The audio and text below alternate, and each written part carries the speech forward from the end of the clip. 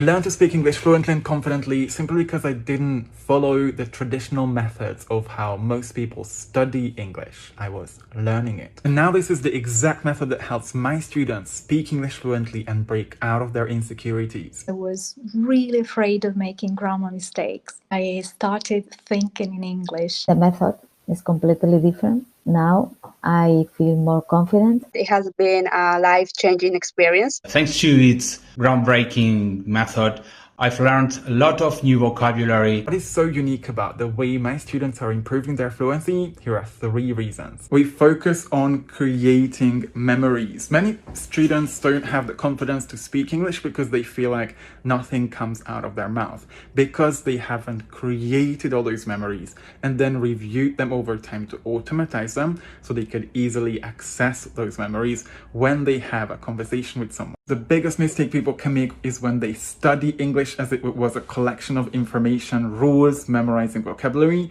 because speaking English requires what we call situational memory. Just like after multiple times of going to work, you know at what corner you need to turn left or right because you've done it so many times. The same thing happens in a conversation. You know what to say, how to respond, because you've practiced that so many times. You will automatically get it. They always practice having conversations at their own level. They don't expect to give a speech or professionally constructed presentation the first time they speak, not even the 100th time. With lower level students, we talk about things like daily habits or what you can find around town. As my students level up to intermediate, we start practicing things like how to tell a story in an engaging way or how to express your opinion. You can always start speaking at your own level.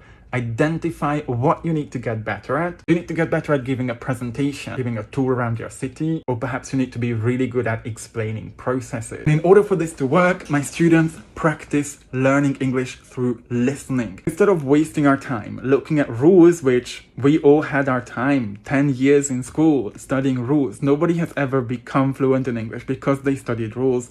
We see a lot of examples of how those rules are used, how they are applied in real context, and then practice using them, getting better, faster, more effective at communicating using those expressions or grammar structures until my students feel fully confident in walking into a conversation, knowing what to say. You'll be speaking English fluently and confidently without you even realizing it, as long as you focus on the more practical way of learning instead of studying the rules and the theory, practicing having conversations with people, looking at a lot of examples, and learning English through listening. And of course, staying consistent with all of this.